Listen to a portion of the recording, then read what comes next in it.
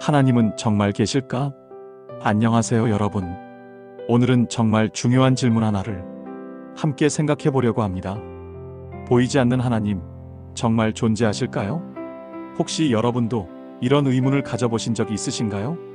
눈에 보이지도 않고 손으로 만질 수도 없는 하나님을 어떻게 믿을 수 있을까요? 과학이 이렇게 발달한 시대에 하나님을 믿는다는 게 말이 될까요? 사실 저도 이런 질문을 수없이 해봤습니다. 그리고 놀랍게도 하나님이 계시다는 증거를 우리 주변 곳곳에서 발견할 수 있었습니다. 오늘 여러분과 그 놀라운 발견을 나누고 싶습니다. 자, 그럼 지금부터 함께 하나님의 흔적을 찾아 떠나볼까요? 여러분, 잠시 눈을 감고 상상해 보세요. 깜깜한 밤하늘에 반짝이는 수많은 별들을, 그 별들이 그냥 아무렇게나 흩어져 있는 것 같지만 실은 놀라울 정도로 정확한 법칙을 따라 움직이고 있다는 걸 아시나요? 제가 여러분께 놀라운 사실 하나를 알려드릴게요. 과학자들이 발견한 건데요. 우주에는 중력이라는 힘이 있잖아요. 이 중력의 세기가 지금보다 아주 조금만, 정말 아주 조금만 달랐다면 우리는 존재할 수 없었을 거예요. 어느 정도냐면요. 만약 중력이 지금보다 조금만 강했다면 우주는 빅뱅 직후에 다시 쪼그라들었을 거예요. 반대로 조금만 약했다면 별도 행성도 만들어질 수 없었을 거고요. 이게 얼마나 정확해야 하는지 비유를 들어볼게요. 여러분이 서울에서 눈을 감고 활을 쏘는데 그 화살이 부산에 있는 개미 한 마리를 정확히 맞춘다고 생각해 보세요. 아니, 그것보다도 훨씬 더 어려운 확률이에요. 유명한 물리학자 프레드 호일이 이런 말을 했습니다. 이런 우주를 보면 누군가가 일부러 이렇게 만든 것 같다. 여러분, 이게 정말 우연일까요? 아니면 누군가 의도적으로 설계한 걸까요? 자, 이제 우리 자신을 한번 살펴볼까요? 여러분, 지금 여러분의 손을 한번 보세요. 그 손 안에는 약 37조 개의 세포가 있어요. 37조 개요. 이 숫자가 얼마나 큰지 상상이 되시나요? 그런데 더 놀라운 건 뭔지 아세요? 그 세포 하나하나 안에 DNA라는 게 있는데 이 DNA 안에는 여러분의 몸을 만드는 완벽한 설명서가 들어있다는 거예요. 이 설명서가 얼마나 방대한지 아세요? 만약 DNA의 정보를 책으로 만든다면 백과사전 1000권 분량이 된대요. 1000권이요? 그런데 이 엄청난 정보가 현미경으로도 겨우 보이는 작은 세포 핵안에 완벽하게 저장되어 있다니 정말 놀랍지 않나요? 더 신기한 건요.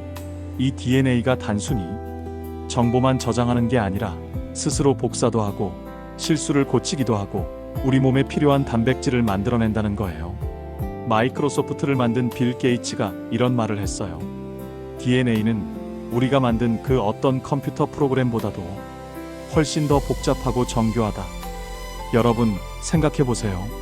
최고의 프로그래머들이 만든 프로그램보다 더 복잡한 시스템이 우연히 만들어질 수 있을까요? 여러분, 혹시 피보나치 수열이라고 들어보셨나요? 잠깐 제가 설명해 드릴게요. 1, 1, 2, 3, 5, 8, 13, 21 패턴을 발견하셨나요? 앞에 두 숫자를 더하면 다음 숫자가 되는 거예요. 1 더하기 1은 2, 1 더하기 2는 3, 2 더하기 3은 5 이런 식으로요. 그런데 정말 신기한 건 이 숫자의 패턴이 자연 곳곳에 숨어 있다는 거예요. 해바라기를 한번 자세히 보신 적 있으세요? 해바라기 씨가 배열된 모양이 바로 이 수열을 따라요. 소라 껍질이 돌돌 말린 모양도 그렇고 솔방울의 비늘 배열도 그렇고 심지어 은하수가 소용돌이 치는 모양까지도 이 수열을 따른대요. 꽃잎의 개수도 신기해요. 백합은 3장, 채송화는 5장, 코스모스는 8장, 금잔화는 13장, 데이지는 보통 34장. 모두 피보나치 수열의 숫자들이에요. 더 놀라운 건 우리 얼굴의 비율도 이 수열과 관련이 있다는 거예요. 눈과 코의 거리, 입술과 턱의 비율, 이 모든 게 황금비라고 불리는 특별한 비율을 따른대요. 고대 그리스 사람들은 이것을 신의 비율이라고 불렀어요. 왜 자연은 이렇게 수학적일까요? 누가 자연에게 수학을 가르쳐 준 걸까요? 천재 과학자 아인슈타인도 이렇게 말했습니다. 우주에서 가장 이해할 수 없는 것은 우주가 이해 가능하다는 사실이다. 자, 이제 우리 마음속을 들여다볼까요? 여러분, 이상한 거 하나 발견하신 적 없으세요? 전 세계 어느 나라를 가도 어떤 문화권에서도 똑같이 나쁘다고 여기는 것들이 있어요. 살인은 나쁜 거예요. 거짓말은 잘못된 거예요. 남의 것을 훔치면 안 돼요. 약한 사람을 괴롭히면 안 돼요. 반대로 어디서나 좋다고 여기는 것들도 있죠. 어려운 사람을 도와주는 것, 부모님께 효도하는 것, 친구와의 우정을 지키는 것. 신기하지 않나요? 서로 한 번도 만난 적 없는 사람들이 다른 언어를 쓰고 다른 음식을 먹으면서도 왜 똑같은 도덕 기준을 가지고 있을까요? 어떤 사람들은 말해요. 생존에 유리하니까 그렇게 진화한 거야. 하지만 잠깐, 그렇다면 왜 우리는 때때로 자신에게 전혀 이익이 안 되는 선택을 할까요? 왜 모르는 사람이 물에 빠졌을 때 뛰어들까요? 왜 굶주린 사람에게 내 음식을 나눠줄까요? 왜 아무도 보지 않는 곳에서도 양심의 가책을 느낄까요? 유명한 작가 루이스가 이런 말을 했어요. 우리 안에는 두 가지 목소리가 있다. 하나는 하고 싶다는 목소리, 또 하나는 해야 한다는 목소리는 어디서 온 걸까? 이것은 우리를 만든 존재가 우리 안에 심어놓은 도덕법이다. 여러분, 잘못을 했을 때 느끼는 그 찜찜한 기분 아시죠? 우리는 그걸 죄책감이라고 불러요. 그런데 생각해보니 이상해요. 동물들은 죄책감을 느끼지 않거든요. 고양이가 화분을 떨어뜨려도 아, 내가 잘못했구나 이렇게 생각하지 않아요. 사자가 얼룩말을 잡아먹고 미안해하지 않아요. 오직 인간만이 과거의 잘못 때문에 괴로워하고 용서받고 싶어해요. 더 신기한 건 세상의 모든 종교가 이 문제를 다룬다는 거예요. 기독교, 불교, 이슬람교, 힌두교 모든 종교가 죄와 용서 또는 업보와 해탈에 대해 이야기해요. 이게 무슨 뜻일까요? 인류 전체가 본능적으로 뭔가 잘못되었다는 걸 느끼고 있고 이것을 바로잡아야 한다고 생각한다는 거예요. 프랑스의 유명한 철학자 파스칼이 이런 말을 했어요. 모든 사람의 마음속에는 하나님 모양의 빈 공간이 있다. 이 공간은 오직 하나님으로만 채워질 수 있다.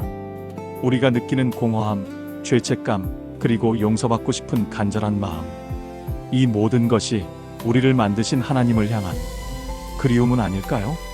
자, 이제 역사 이야기를 해볼게요. 정말 놀라운 이야기예요. 여러분, 이스라엘이라는 나라 아시죠? 이 작은 나라에 정말 믿기 힘든 역사가 있어요. 서기 70년 로마 제국이 이스라엘을 완전히 멸망시켰어요. 유대인들은 나라를 잃고 전 세계로 뿔뿔이 흩어졌어요. 그리고 무려 2000년 동안 나라 없이 살았어요. 보통 나라를 잃은 민족은 어떻게 되나요? 다른 민족에 흡수되어 사라지죠. 바빌론, 아시리아, 헷 족속 다 사라졌어요. 그런데 유대인들은 달랐어요. 유럽에서, 아프리카에서, 아시아에서, 아메리카에서 세계 곳곳에 흩어져 살면서도 자신들의 정체성을 잃지 않았어요. 히브리어를 잊지 않았고 유대교 신앙을 지켰고 전통을 이어갔어요. 더 놀라운 일이 있어요. 제2차 세계대전 때 히틀러가 유대인 600만 명을 학살했어요. 홀로코스트라고 하죠. 민족 전체가 사라질 뻔했어요. 그런데 1948년 5월 14일 기적이 일어났어요. 이스라엘이 다시 나라를 세운 거예요. 2000년 만에 고향으로 돌아온 거예요. 여러분, 이게 가능한 일인가요? 우리나라가 지금 망한다고 생각해 보세요. 그리고 2000년 후인 4024년에 한국인들이 다시 모여서 대한민국을 재건한다? 상상이 되시나요? 역사학자 아놀드 토인비는 이것을 역사의 수수께끼라고 불렀어요. 설명할 수 없는 일이라는 거죠. 하지만 성경을 아는 사람들에게는 수수께끼가 아니에요. 하나님이 아브라함에게 약속하셨거든요. 내 후손을 영원히 지키겠다. 그들을 다시 고향 땅으로 돌아오게 하겠다. 그 약속이 정확히 이루어진 거예요. 이제 한 사람의 이야기를 해볼게요. 역사상 가장 영향력 있는 사람의 이야기예요. 2000년 전 로마 제국의 변방, 이스라엘의 작은 마을 베들레헴. 여관 마구간에서 한 아기가 태어났어요. 가난한 목수의 아들 예수였어요. 이 사람의 일생을 한번 들어보세요. 단 3년 반만 공개 활동을 했어요. 책을 한 권도 쓰지 않았어요. 고향에서 160km 이상 떠나지 않았어요. 군대도 없었고 정치 권력도 없었어요. 33살의 나이에 십자가에서 죽었어요. 인간적으로 보면 완전한 실패자예요. 그런데 2000년이 지난 지금은 어떤가요? 전 세계 25억 명이 그를 구세주로 믿고 있어요. 우리가 쓰는 연도가 그의 탄생을 기준으로 해요. BC는 비포 크라이스트, 그리스도 이전. AD는 에노 다미니, 주의 해라는 뜻이에요. 수많은 병원, 학교, 자선단체가 그의 이름으로 세워졌어요. 적십자, 월드비전, 구세군, 다 예수님의 사랑을 실천하는 단체들이에요. 나폴레옹이 세인트 헬레나 섬에 유배되어 이런 말을 했어요. 알렉산더 시저, 샤를마뉴, 그리고 나. 우리는 모두 무력으로 제국을 세웠다. 그래서 우리가 죽자 제국도 무너졌다. 하지만 예수는 사랑으로 나라를 세웠다. 그래서 2000년이 지난 지금도 수백만 명이 그를 위해 기꺼이 목숨을 바칠 준비가 되어 있다. 예수님을 따르는 사람들이 늘어나면서 세상에 놀라운 변화가 일어났어요. 첫째, 여성과 아이들의 인권이 향상됐어요. 고대 로마에서는 아버지가 아기를 버릴 권리가 있었어요. 특히 여자아이들은 자주 버려졌죠. 하지만 기독교인들은 버려진 아이들을 거두어 키웠어요. 모든 생명은 하나님이 주신 선물이라고 믿었거든요. 둘째, 노예제도가 폐지됐어요. 하나님 앞에서 모든 사람은 평등하다는 성경의 가르침이 노예 해방의 시작이었어요. 윌리엄 윌버포스 같은 기독교인들이 목숨을 걸고 노예제도와 싸웠어요. 셋째, 교육이 보편화됐어요. 모든 사람이 성경을 읽을 수 있어야 한다는 생각에서 학교가 시작됐어요. 하버드, 예일, 프린스턴, 미국의 유명 대학들이 다 기독교 정신으로 세워졌어요. 넷째, 과학이 발전했어요. 놀랍죠? 많은 사람들이 종교와 과학이 적대적이라고 생각하는데 사실 현대과학의 아버지들은 대부분 독실한 크리스천이었어요. 뉴턴은 이렇게 말했어요. 나는 하나님이 만드신 우주의 법칙을 발견하는 것뿐이다. 케플러는 나는 하나님의 생각을 따라 생각한다고 했어요. 파스칼, 멘델, 패러데이, 맥스웰 다 크리스천 과학자들이에요. 다섯째, 인권과 민주주의가 꽃폈어요. 모든 인간은 하나님의 형상으로 창조되었다. 이 한 문장이 얼마나 혁명적인지 아세요? 왕이든 거지든 남자든 여자든 백인이든 흑인이든 모두가 하나님 앞에서 동등한 가치를 가진다는 거예요. 미국 독립선언서를 보세요. 모든 인간은 창조주로부터 양도할 수 없는 권리를 부여받았다. 인권의 근거가 하나님이라고 명시하고 있어요. 자, 이제 정말 놀라운 이야기를 들려드릴게요. 성경의 예언 이야기예요. 성경에는 미래에 대한 예언이 2000개 이상 있어요. 그 중에서 메시아, 즉 구원자에 대한 예언만 300개가 넘어요. 그런데 놀라운 것은 이 예언들이 예수님을 통해 정확히 이루어졌다는 거예요. 몇 가지만 들어볼게요. 미가서 5장 2절, 기원전 700년에 기록됐어요. 베들레헴에서 이스라엘을 다스릴 자가 나올 것이다. 예수님은 정확히 베들레헴에서 태어나셨어요. 이사야 7장 14절, 기원전 700년, 처녀가 아들을 낳을 것이다. 예수님은 처녀 마리아에게서 태어나셨어요. 스가랴 11장 12절, 기원전 500년, 그들이 은 30을 달아서 내 품삯을 주었다. 유다가 예수님을 은전 30개에 팔았어요. 시편 22편, 기원전 1000년, 내 손과 발을 찔렀다. 내 겉옷을 나누고 속옷을 제비 뽑는다. 십자가 처형이 발명되기 수백 년 전에 쓰인 글인데 예수님의 십자가 처형을 정확히 묘사하고 있어요. 수학자 피터 스토너 교수가 계산을 해봤어요. 한 사람이 우연히 8개의 메시아 예언을 성취할 확률이 얼마나 될까? 10의 17제곱분의 1이래요.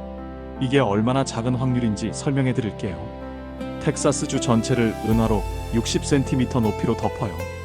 그 중에 동전 하나에 빨간 표시를 하고 다시 섞어요. 그리고 눈을 가린 사람이 텍사스주를 걸어 다니다가 동전 하나를 집어요. 그게 바로 표시한 동전일 확률이에요. 그런데 예수님은 8개가 아니라 300개가 넘는 예언을 성취하셨어요. 이게 우연일 수 있을까요? 예전에는 많은 학자들이 성경을 신화나 전설이라고 생각했어요. 성경에 나오는 도시나 인물들은 실제로 존재하지 않았을 거야, 이렇게 말했죠. 하지만 땅을 파면 팔수록 놀라운 일이 일어났어요. 성경의 기록이 정확하다는 증거가 계속 나온 거예요. 여리고 성벽이 발견됐어요. 성경대로 정말 바깥쪽으로 무너져 있었어요. 다윗 왕의 궁전터가 발견됐어요. 다윗은 전설 속 인물이야라고 하던 학자들이 할 말을 잃었죠. 빌라도의 이름이 새겨진 비석이 발견됐어요. 예수님을 재판한 그 빌라도가 실존 인물이었던 거예요. 헷 족속의 유적이 발견됐어요. 한때는 성경에만 나오는 상상의 민족이라고 했는데 거대한 제국이었다는 게 밝혀졌어요. 그런데 가장 놀라운 발견은 1947년에 있었어요. 사해 근처 쿰란 동굴에서 양치기 소년이 항아리를 발견했는데 그 안에 두루마리가 들어 있었어요. 사해 사본이라고 불리는 이 두루마리는 2000년 전에 기록된 구약 성경이었어요. 학자들이 현재 우리가 읽는 성경과 비교해 봤더니 99.5% 일치했어요. 2000년 동안 거의 변하지 않고 전해진 거예요. 책 한 권이 2000년 동안 정확하게 전해진다는 게 가능한 일인가요? 전화게임 해보셨죠? 10명만 거쳐도 내용이 완전히 바뀌는데 2000년 동안 수만 명의 손을 거치면서도 변하지 않았다니. 저명한 고고학자 넬슨 글로액 박사는 이렇게 말했어요. 지금까지 어떤 고고학적 발견도 성경의 기록과 모순되지 않았다. 오히려 수많은 발견들이 성경의 역사적 정확성을 확증해주고 있다. 하지만 가장 강력한 증거는 따로 있어요. 바로 성경이 사람들의 삶을 변화시킨다는 거예요. 제가 들은 실제 이야기들을 몇 개 들려드릴게요. 한 마약 중독자가 있었어요. 10년 동안 마약에 빠져 살면서 가족도 잃고 직장도 잃고 건강도 잃었어요. 여러 번 끊으려고 했지만 실패했죠. 그런데 어느 날 성경을 읽기 시작했고 예수님을 만났어요. 그리고 완전히 새 사람이 됐어요. 지금은 마약 중독자들을 돕는 상담사로 일하고 있어요. 한 폭력 조직의 두목이 있었어요. 사람들이 그의 이름만 들어도 떨었죠. 그런데 감옥에서 성경을 읽고 회심했어요. 출소 후 목사가 되어 청소년들을 폭력에서 구하는 일을 하고 있어요. 자살을 시도했던 한 여성이 있었어요. 삶의 의미를 찾지 못하고 절망했죠. 마지막이라는 생각으로 성경을 펼쳤는데 너는 내 눈에 보배롭고 존귀하다는 구절을 읽었어요. 그 순간 하나님의 사랑을 느꼈고 삶의 이유를 찾았어요. 지금은 자살 예방 상담사로 일하며 수많은 생명을 구하고 있어요. 이런 이야기가 한두 개가 아니에요. 전 세계에서 매일 일어나고 있어요. 알코올 중독자가 자유를 얻고 우울증 환자가 기쁨을 찾고 분노 조절 장애를 가진 사람이 온유해지고 이기적인 사람이 헌신적으로 변해요. 여러분, 책 한 권이 이렇게 사람을 바꿀 수 있다는 게 놀랍지 않나요?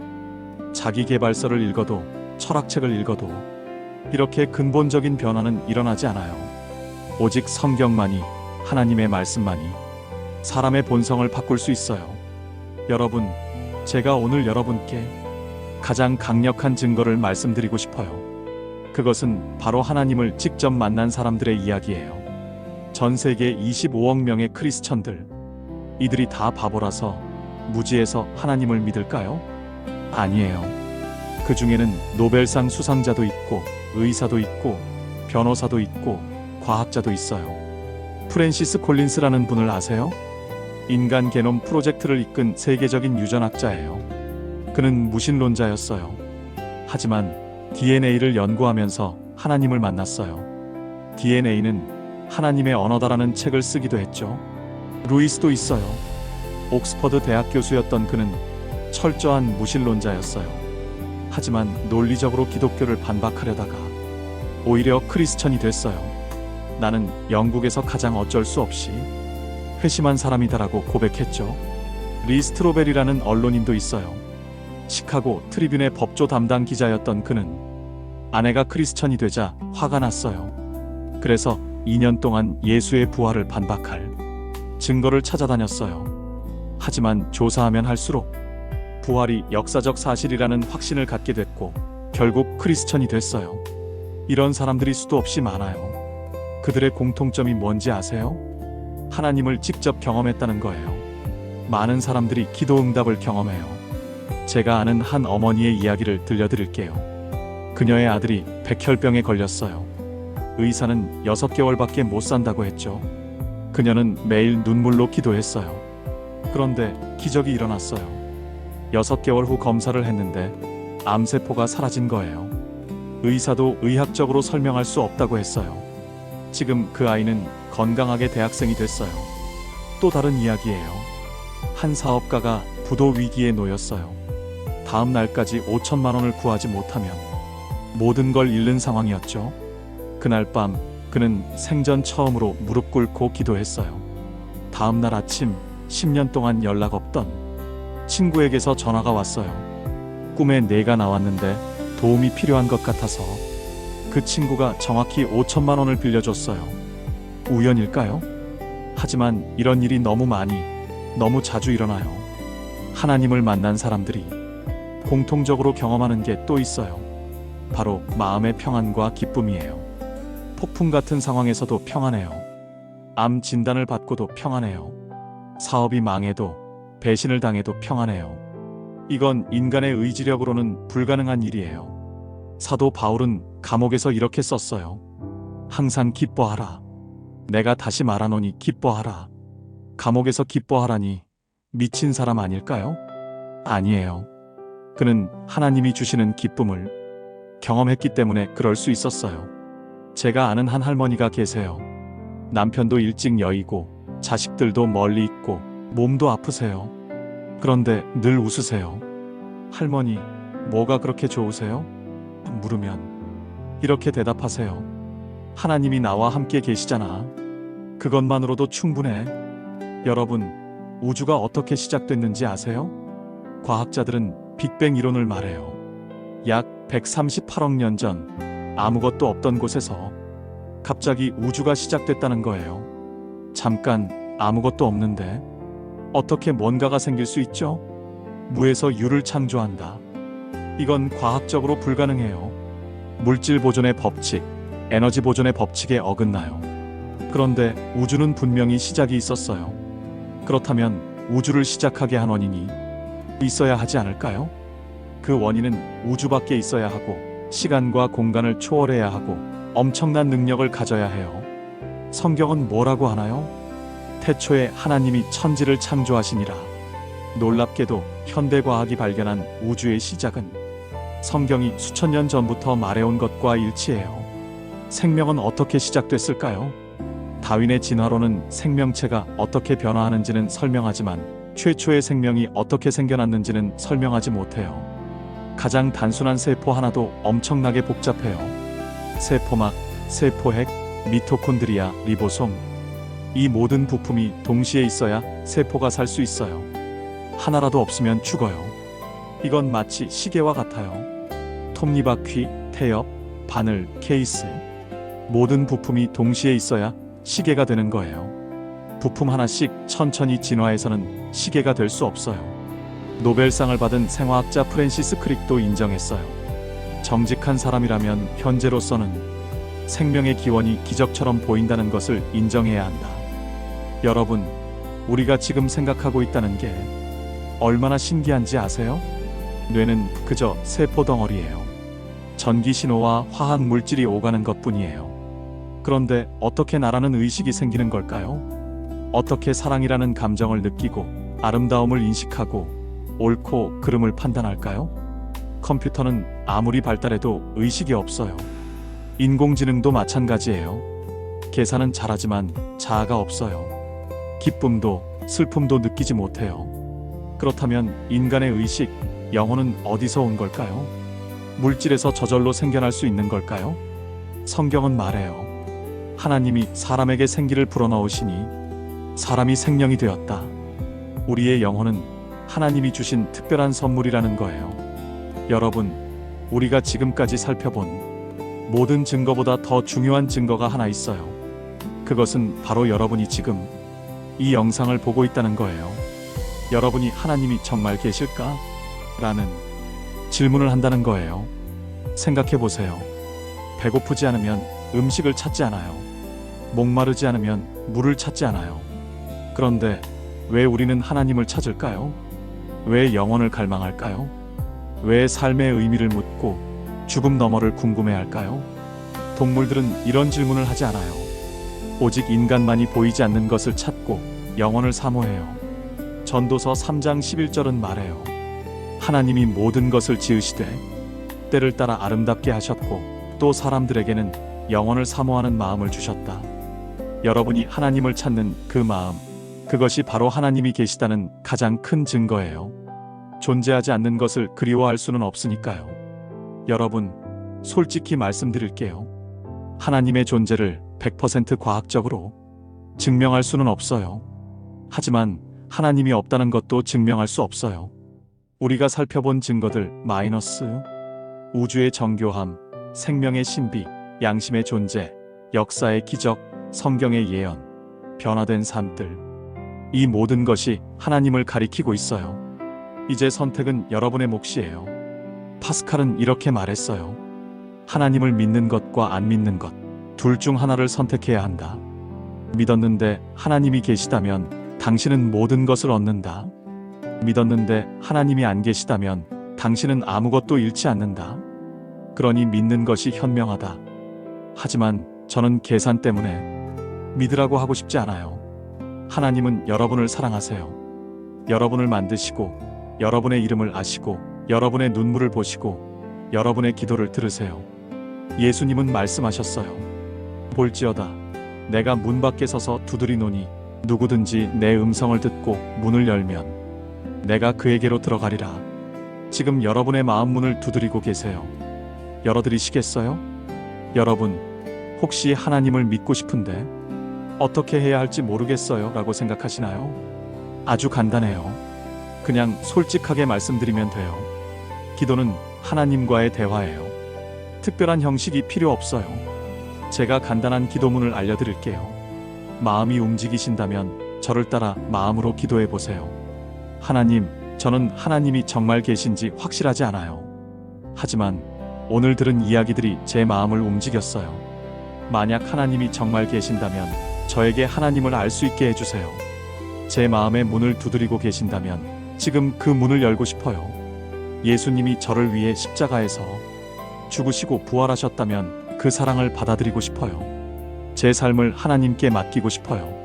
저를 인도해 주세요. 예수님의 이름으로 기도합니다. 아멘. 여러분, 오늘 우리는 긴 여행을 함께 했어요.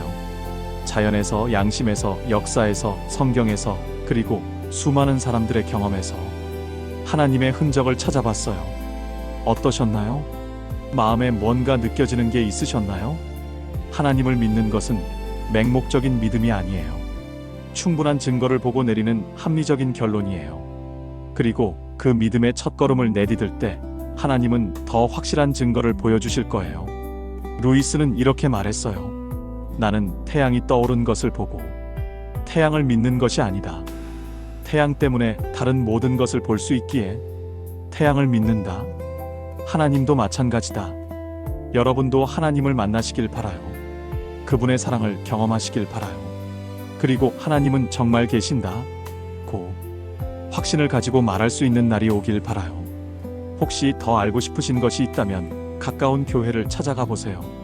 성경을 읽어보세요. 기도해 보세요. 하나님은 그분을 진심으로 찾는 사람에게 반드시 만나주신다고 약속하셨어요. 너희가 전심으로 나를 찾으면 나를 만나리라. 오늘이 여러분의 새로운 시작이 되길 바랍니다. 하나님의 놀라운 사랑과 은혜가 여러분과 함께 하시길 축복합니다. 감사합니다. 그리고 하나님이 여러분을 정말 사랑하신다는 것 꼭 기억하세요.